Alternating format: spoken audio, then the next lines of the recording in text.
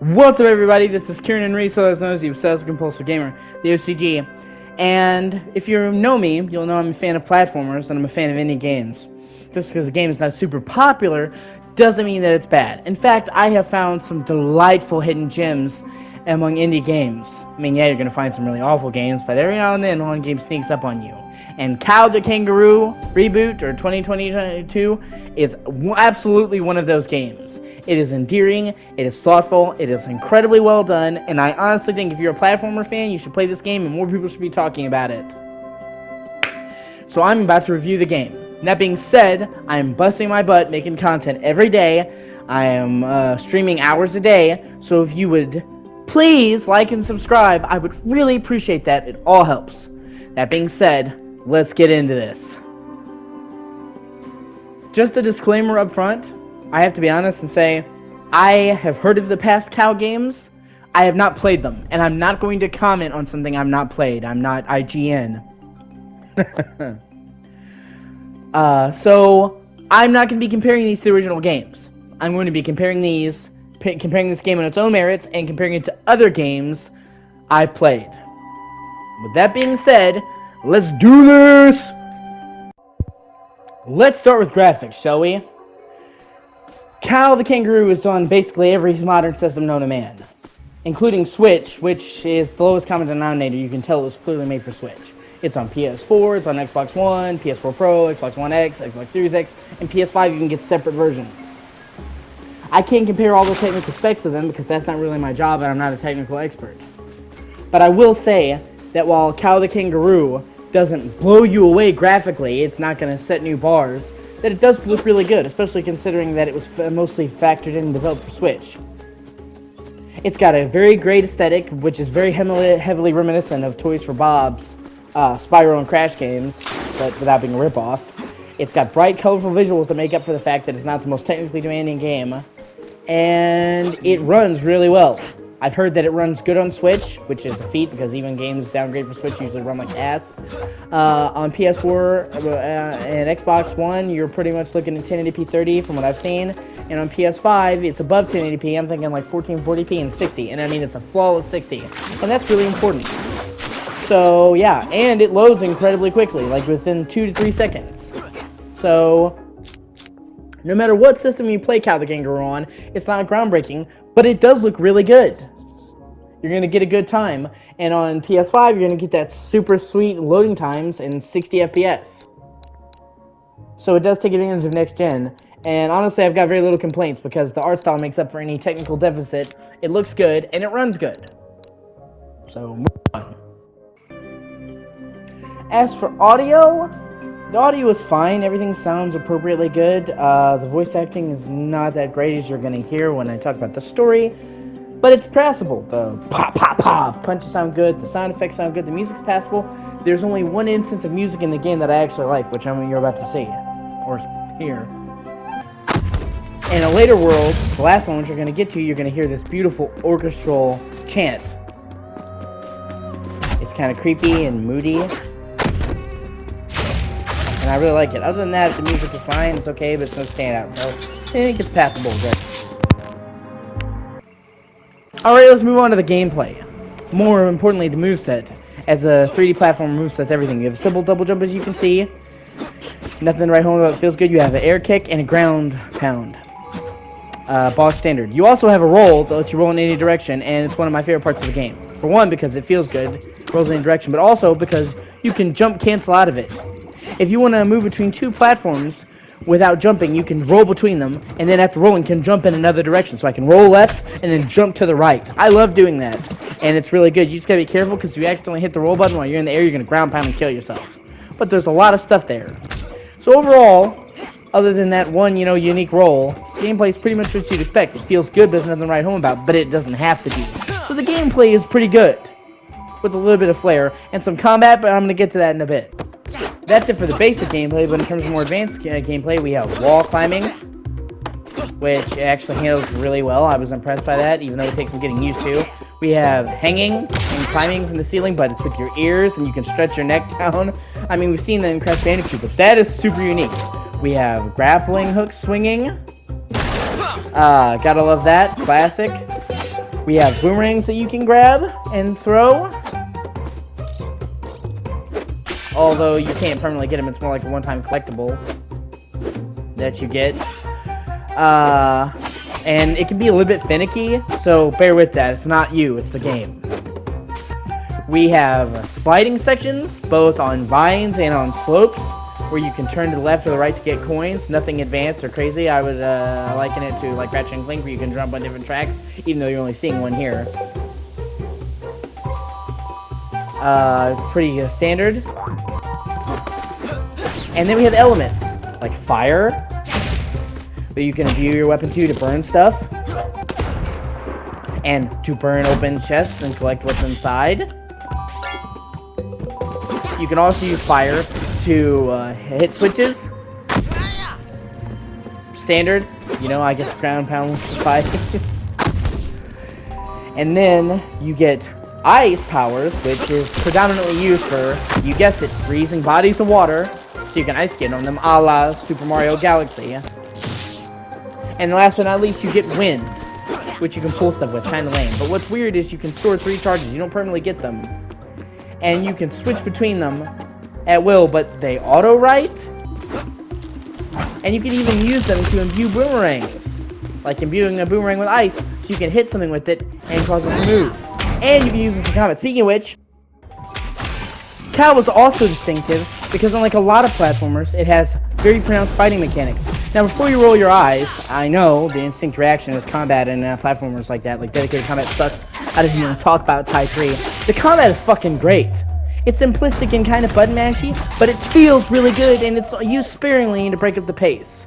Basically, you hit with the boxing gloves and attack, and then when your meter fills up, you go faster and faster with combat, and then you can either keep doing that or hit the triangle button to do a screen-clearing attack. This is super satisfying.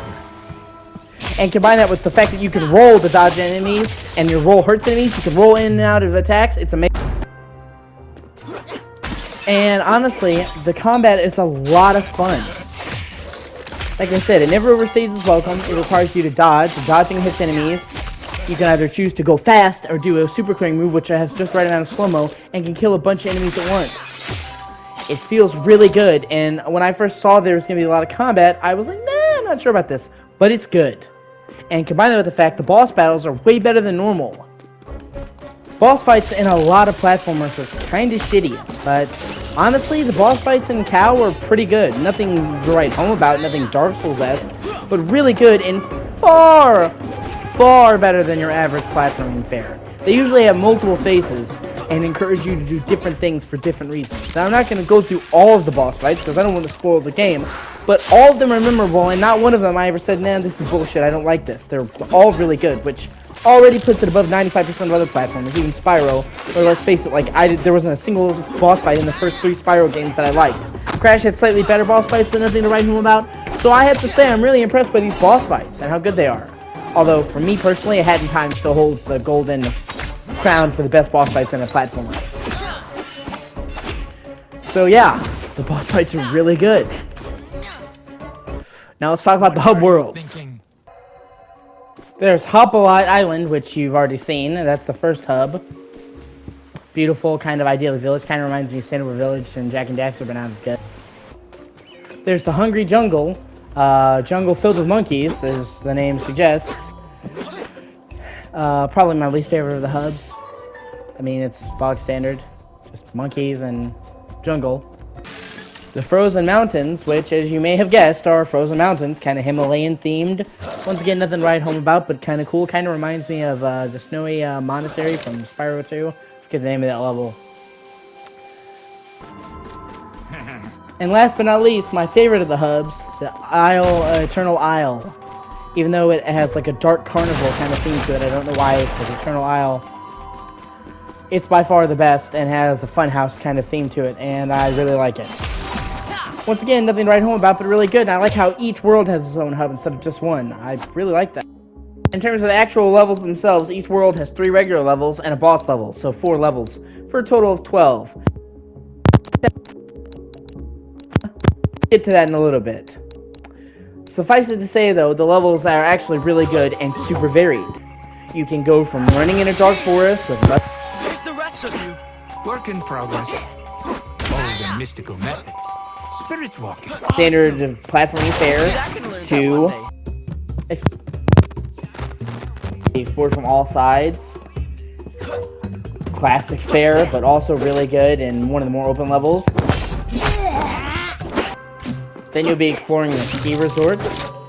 I mean, there's a lot of variety in these levels, and I'm a really big fan of them because of that. You need variety in a platform, which will stop them from getting old. Without a doubt, though, my favorite level in the game, and the highlight of the entire game, something I think is really good, is the River Run level. This is like a classic Crash Bandicoot-esque chase level where you have to run for your life from an enemy, but it's handled so well. The pacing is great. You really feel like you're running for your life. Coins are there to guide you and lead you into stuff. Every turn and jump is handled so well. It's the epitome of a great chase level. I'm a really big fan. But what's so great is the chase only makes up parts of the level, as there's tons of actual regular level segments interspersed to switch up the gameplay, so you're always on your toes. You'll think you know it, and then BAM! You're in a regular level segment doing what you normally do in the levels. Hip-hopping. And then, just when you think, okay, well, I guess we'll go back to the regular chase, the game says, you know, hey, guess what? Not gonna happen. We're gonna do a motherfucking slide sequence. And the sliding is really, really good. Some of the best sliding I've ever seen in a game. It's so smooth. And the jump hoops to jump through to get the coins, the perfect trail. I mean, it's literally so good. And just the constant switching. Oh my god, I love it so much. It is such a good level. Highly recommend. Then on top of that, you have these mini levels called Eternal Wells. There's 14 of them, and they're like little gauntlet courses.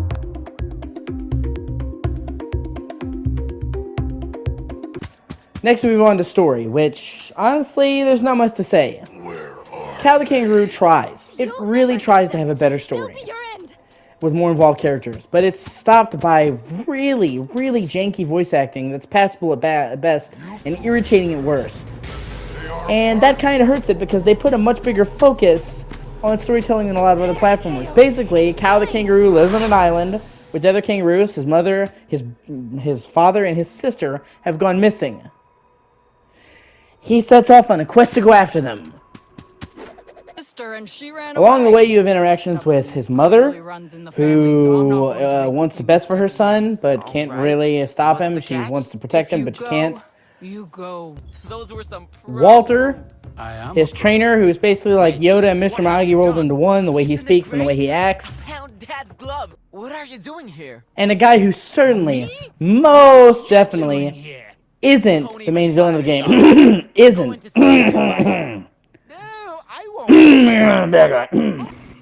The game's most interesting story conceit is the gloves. They are actually alive. Due to some weird, dark crystal mumbo-jumbo, they come to life, and they're British. Oh, finally. We could not suffer listening to that boring old fart for a moment longer. So it's true. You really are corrupted. We do not know each other, and yet you are already insulting us? Maybe we shall get along after all. Sorry, I didn't mean to. Oh, and so shatter our hopes once more so soon. Oh, well. I am the Eternal Gloves, and what you see before you is the Eternal World. They play with this conceit that the gloves are powerful and they help you, but they also might be evil and they kind of tempt you. Serious? You are really what is left of the plane. Oh, you don't know, Kaya. Saying your sister may just be dead. And then, while you need the gloves, the game kind of hints. Whatever you say. I should hurry. Oh, I know this story. The gloves may not need Those you. gloves on your hands are no coincidence, KO. It's only with their help that you can destroy the Eternal World. There is no way he can. We are the Eternal Gloves, and we belong to the Eternal World. We most certainly do not feel like destroying it. But you... They even hint that the gloves may have feelings for Kao. How attached do you feel to the Eternal World? If so, why are you even bothering to help me, huh? Well, you certainly take pleasure in asking difficult questions. But ultimately, and sadly, they don't ever really do anything with this conceit. And it kind of comes to an end very rapidly in a way I'm not going to fully spoil. I don't want to spoil the whole game. but it's really disappointing. And it's a shame because the glove, or the Eternal Gloves, are the best voice actor in the game. They have the only voice acting that's really good and have some lines I actually care about. But in general, the story, well, The contrary. If you want to see him so there's badly, nothing I'll really take you to right to it. write home Come about. on. And they try to be So, self-referential, you're but now the never hero really you comes wanted to across be, that right? way. Save There's only the one joke in jungle the is entire game that trending made me now. laugh.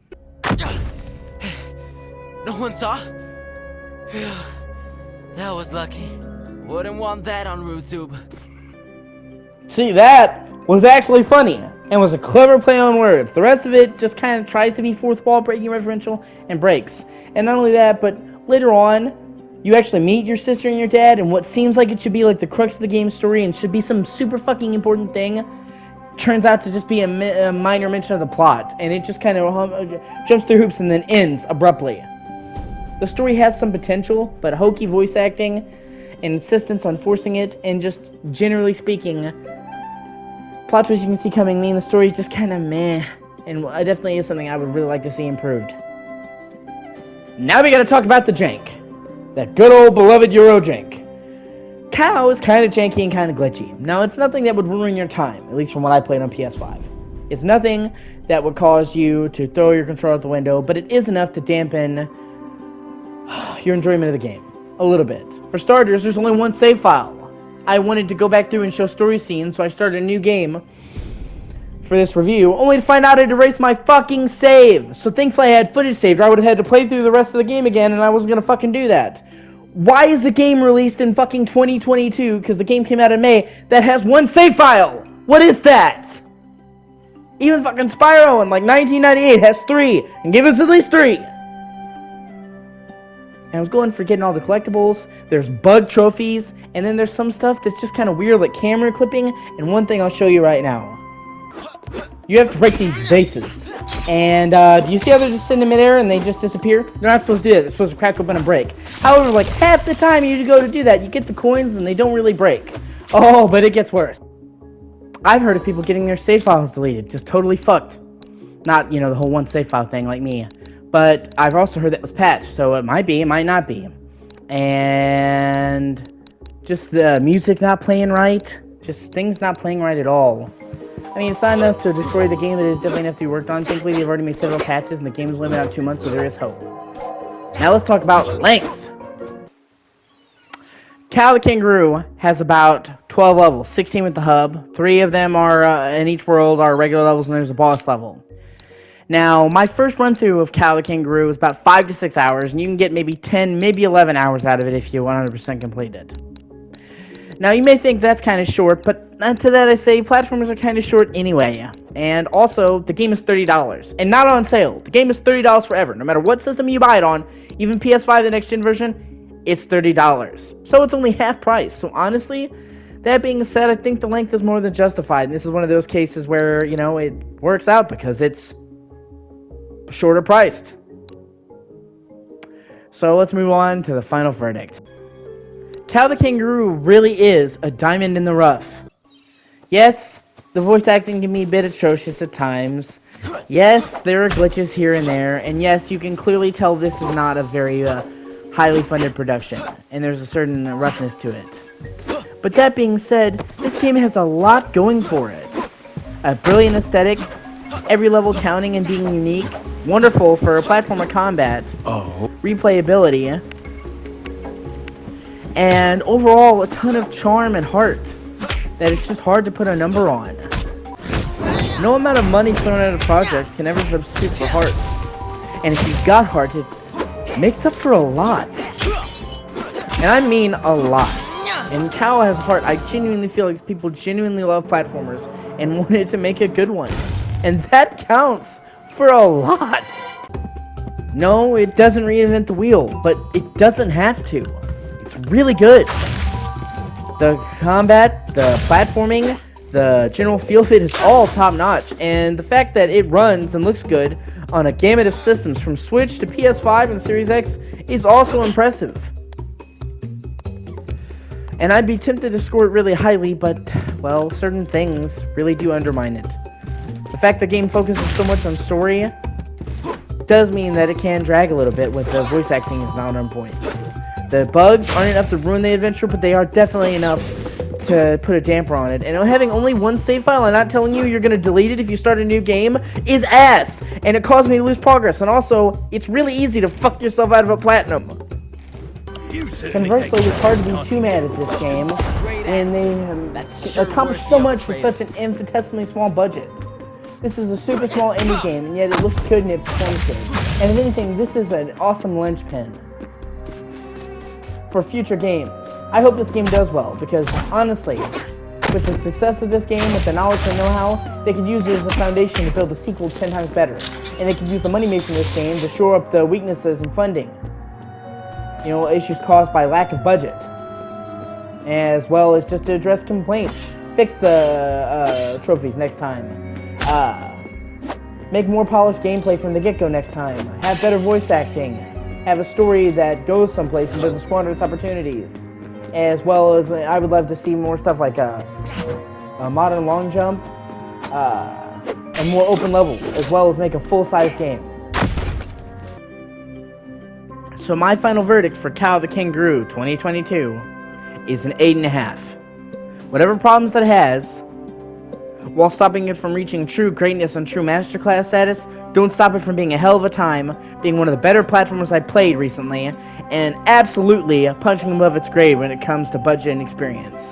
I am unbelievably excited to see where this series can go from here, with a better budget, a development team that learned from its mistakes, and a full game. That being said, this review is over. I'm Kieran Reese, the Obsessive Compulsive Gamer, and if you could like and subscribe, I would greatly appreciate it, and on top of that, you can suggest any other games you want me to review. That being said, I'm out. Have a great day.